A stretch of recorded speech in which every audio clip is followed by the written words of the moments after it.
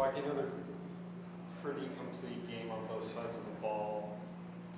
What's it say about how this team is playing right now? I think this team has improved tremendously over the last 4 weeks on both sides of the ball.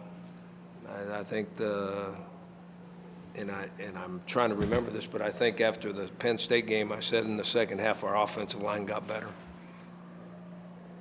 And I'm sure everybody thought I was just saying that, but you can see the proof now. I mean, you could see them get better and fight and try to do things in the second half of the Penn State game that they hadn't done up till then. So they're better now than they were the next game too. I mean, they're better now.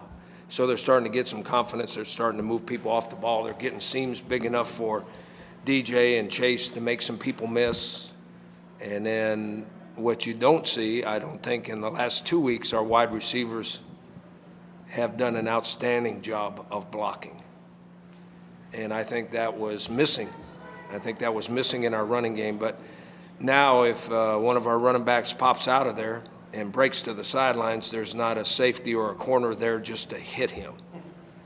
I mean, our receivers are doing a pretty good job. They're not blocking them and knocking them on their back or anything, but they're staying in front of them and keeping them from diving out and making tackles, which adds to the yardage that the running backs get on the end of plays.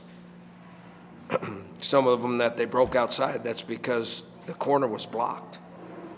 In the past, those corners weren't blocked.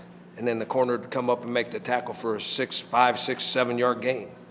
And now you're seeing some of them jump out there 10, 20, 30 because the receivers are fighting. So what you've got is an offensive line that has improved dramatically. Darrell Green helps, but they were getting better before he got back.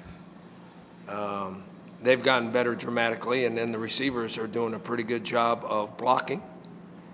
And then Maxwell's doing a nice job of completing passes that keep the ball moving and getting us first downs.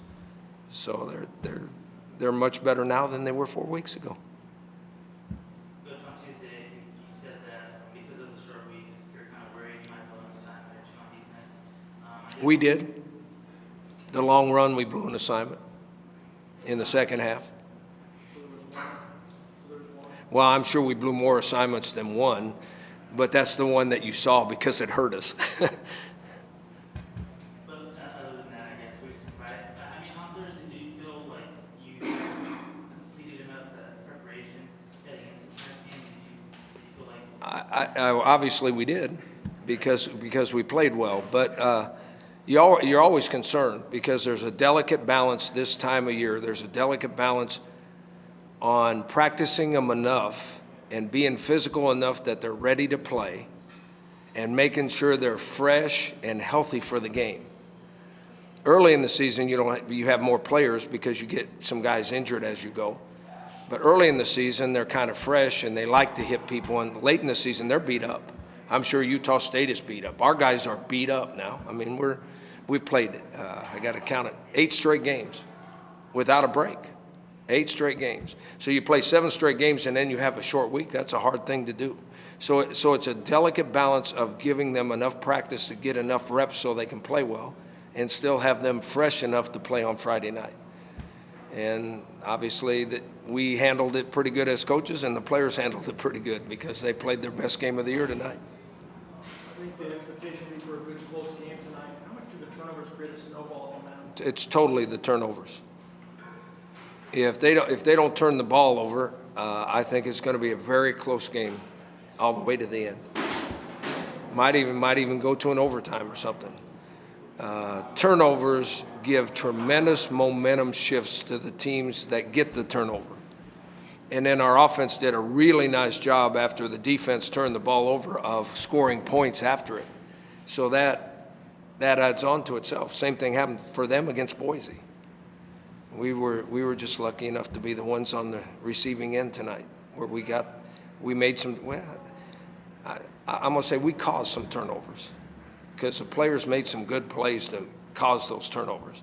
And then the offense did a nice job of capitalizing on it. So that's how you get a score like that. We are not that much better than Utah State. But you were tonight. We were tonight. Utah State is not that much better than Boise, but they were last Friday. If you were to play them again later this year, where do you think that game should be played? I think it is all determined on what the rest of the season looks like. I mean, how many, now they have, one loss in league? So, I don't know. We'll see what those records are at the end of the year. And then we can discuss what I think where the championship game should be played.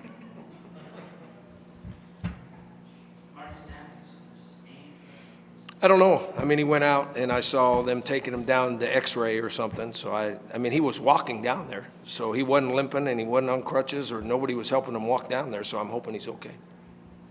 Jerome Watson's kind of limping off the field. Yeah, how about that? We put a young guy in to get some playing time and he gets hurt on the third play he's in there. I think he hurt his ankle a little bit. They don't think it's serious, but he hurt his ankle a little bit.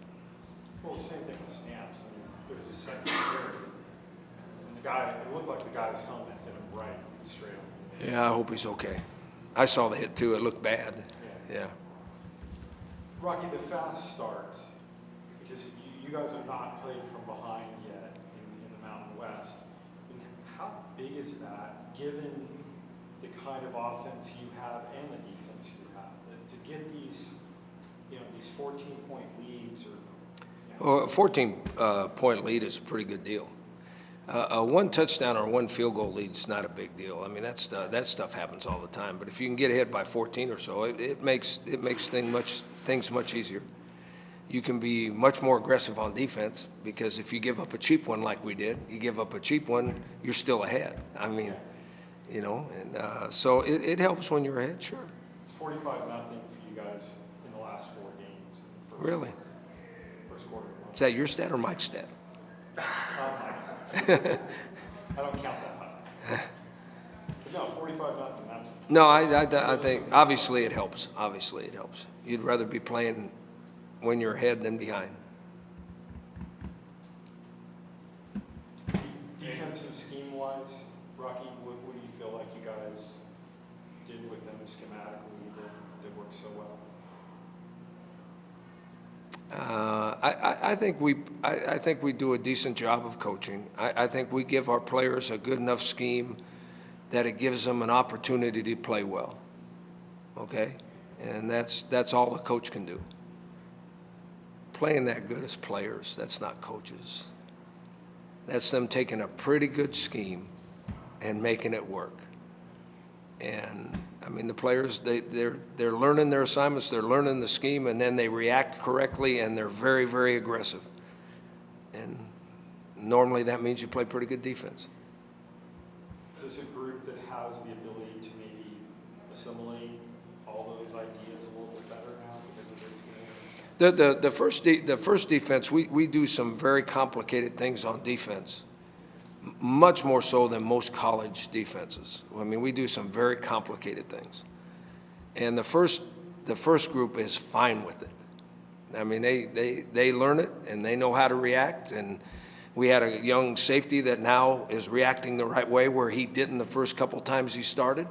But the first 11 guys they're able to visualize what the scheme is and they're reacting correctly. The second group does not. I mean, when we put a second linebacker in or something, I got to be really careful on what I call. And then toward the end of the game, I know we had won the game. We put a whole second defense in there. I had to be really, really, really careful on what I called, just so they could get lined up right. But the guys that are playing in that first group, they were young at one time too.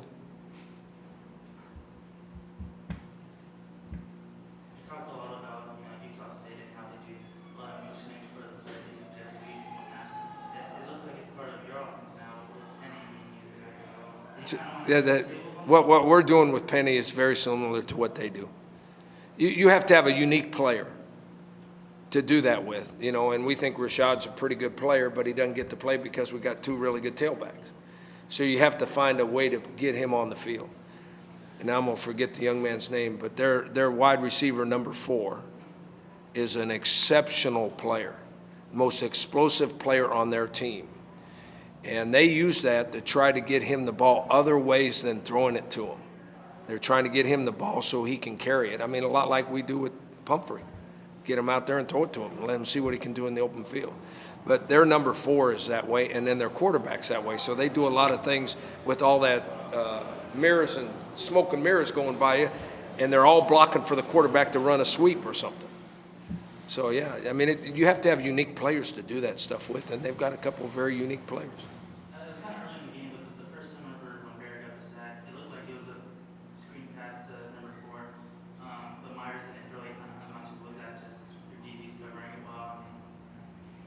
I think, I'm trying to think I think it was DeMonte Casey saw the screen and jumped the screen. If he'd have thrown it, it'd been an interception going the other way. So he had to hold the ball.